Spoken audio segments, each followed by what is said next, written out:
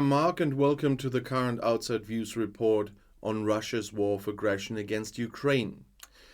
After more than a year and a half of war, Ukrainian President Volodymyr Zelenskyy has announced a maximum increase in arms production to fight the Russian invasion.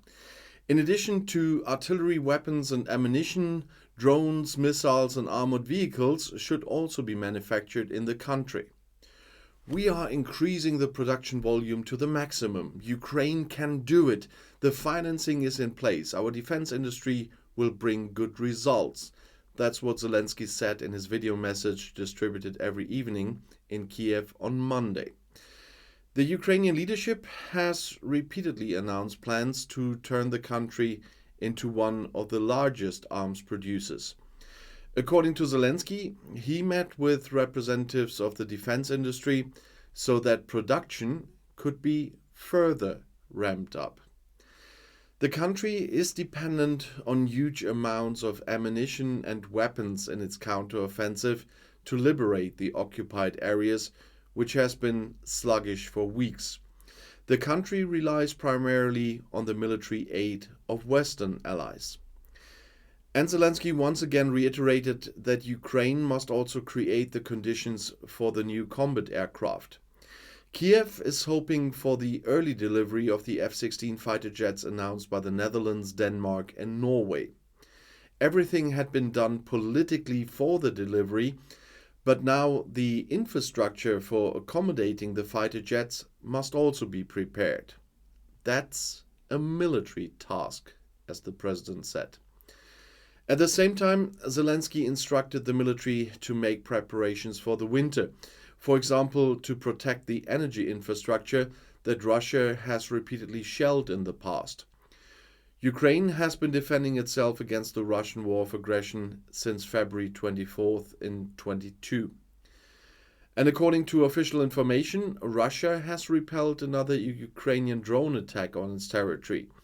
Air defense destroyed 2 unmanned aerial vehicles over the Tula region south of Moscow, as the Russian Defense Ministry announced on its Telegram channel on Tuesday morning. The information could not be independently verified, though. Moscow has repeatedly reported similar drone attacks in recent weeks and speaks of Ukrainian terrorist attacks. However, the attacks bear no relation to the mass attacks by Russia against Ukraine. And according to Ukrainian Defense Minister Alexei Reznikov, there is currently no need for renewed mobilization in Ukraine. The Ukrainian losses are many times lower than those of the Russian occupiers. He did not name numbers, though. But there is no reason to say that our situation is critical and that we need to increase. That's what the minister told journalists, according to the Interfax Ukraina news agency. According to conflicting information from Kiev, Reznikov stated that further mobilizations were planned, that there were already established benchmarks for conscription that first had to be met. It would therefore not necessary to set new quotas. Most recently, when asked whether more recruits should be called up in the future in view of the high losses, Zelenskyy also explained that the military leadership was asking for more soldiers to be mobilized.